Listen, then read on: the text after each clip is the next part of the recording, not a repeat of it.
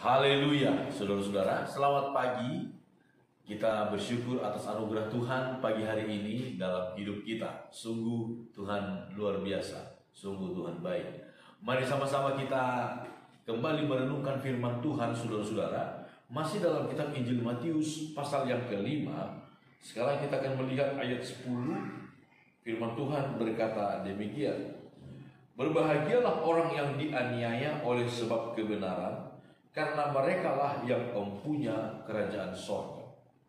Berbahagialah kamu jika karena aku kamu dicela dan dianiaya, dan kepadamu difitnahkan segala yang jahat. Bersukacita dan bergembiralah karena upahmu besar di sorga. Sebab demikian juga telah dianiaya nabi-nabi yang sebelum kamu. Saudara-saudara yang dikasihi oleh Tuhan, disebutkan ketika kita menderita oleh sebab kebenaran, menderita karena Kristus. Saudara, mungkin kalau di tempat-tempat di mana kekristenan menjadi mayoritas, ini rasanya tidak akan terjadi, saudara. Tetapi di tempat-tempat yang mungkin baru ke sana untuk pertama kali Injil diberitakan, ini sangat sering dan selalu biasanya akan terjadi. Hampir di semua tempat di mana Injil baru diberitakan di sana, selalu ada penolakan, selalu ada penderitaan, penganiayaan yang dialami oleh hamba-hamba Tuhan, anak-anak Tuhan yang memberitakan Injil itu di sana. Tetapi kita bersyukur kepada Tuhan, saudara-saudara, bahwa justru Tuhan memberi kekuatan, Tuhan memberi pertolongan, kemampuan, sehingga mereka, anak-anak Tuhan, hamba-hamba Tuhan tersebut tidak takut menderita. Walaupun secara jasmani, daging mereka begitu menderita. Kita melihat, saudara-saudara, apa yang harus kita lakukan ketika kita menderita karena nama Kristus. Sekali lagi, tentunya jangan menderita karena kita berbuat dosa, berbuat salah, karena mencuri, karena memfitnah orang, lalu kita mengalami penderitaan. Jangan, saudara, hal-hal itu tentunya tidak termasuk dalam kategori ini, penderitaan dalam kategori ini. Tetapi jika kita menderita karena nama Tuhan, karena iman kita kepada Tuhan, apa yang harus kita lakukan? Yang pertama kita lihat dalam kitab Ibrani pasal yang ke-12, saudara-saudara. Ibrani pasal 12, firman Tuhan berkata, karena kita mempunyai banyak saksi bagaikan awan yang mengelilingi kita, marilah kita menanggalkan semua beban dan dosa yang begitu merintangi kita, dan berlomba dengan tekun dalam perlombaan yang diwajibkan bagi kita.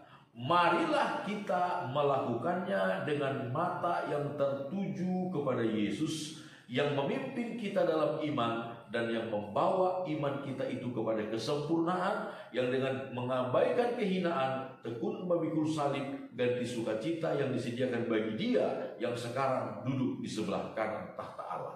Yang pertama, saudara-saudara, yang harus kita lakukan adalah arahkan pandangan kita, pengharapan kita, mata iman kita kepada Yesus Kristus yang lebih dahulu menderita karena dosa-dosa kita.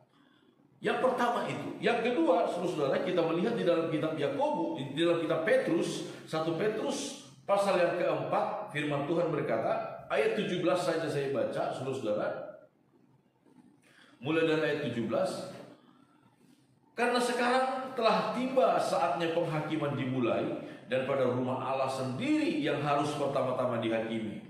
Dan jika penghakiman itu dimulai pada kita, bagaimanakah kesudahan dengan mereka yang tidak percaya pada Injil Allah? Ayat 19, karena itu, baiklah juga mereka yang harus menderita karena kehendak Allah, menyerahkan jiwanya dengan selalu berbuat baik kepada Pencipta yang setia. Yang kedua, saudara-saudara, pertama kita memandang kepada Tuhan. Pandang terus kepada Yesus yang memimpin kita dalam iman. Yang kedua, kita menyerahkan jiwa kita kepada Tuhan. Berserah kepada Tuhan, saudara. Berserah kepada Tuhan. Kalau Tuhan tidak kehendaki, Yesus berkata, sehelai rambut pun di kepala kita tidak akan ada yang jatuh ke tanah. Tidak ada.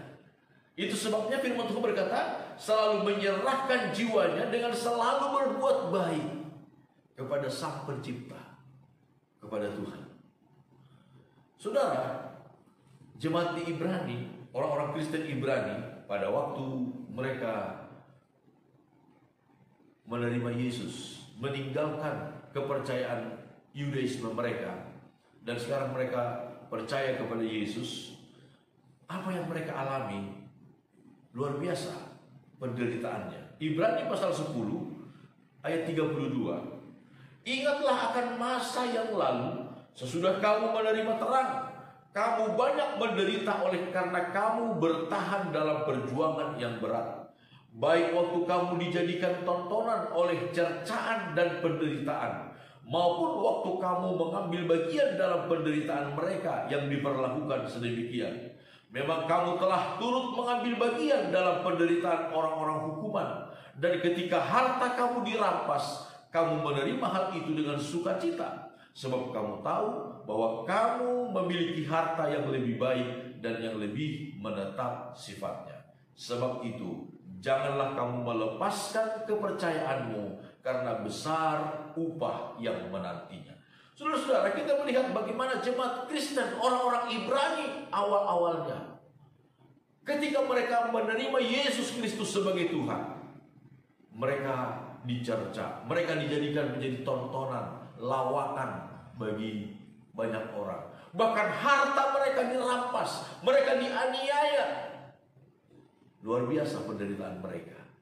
Tetapi mereka tetap bertahan dalam iman mereka. Itu sebabnya kemudian dikatakan, jangan kamu melepaskan kepercayaanmu, karena besar upah yang menantinya. Saudara, kalau saudara sedang menghadapi penderitaan karena saudara sebagai orang percaya, sebagai anak Tuhan, Alkitab berkata, berbahagialah saudara, bersyukurlah saudara, karena besar upah yang sedang menanti untuk saudara. Amin. Puji Tuhan, Tuhan memberkati kita semua.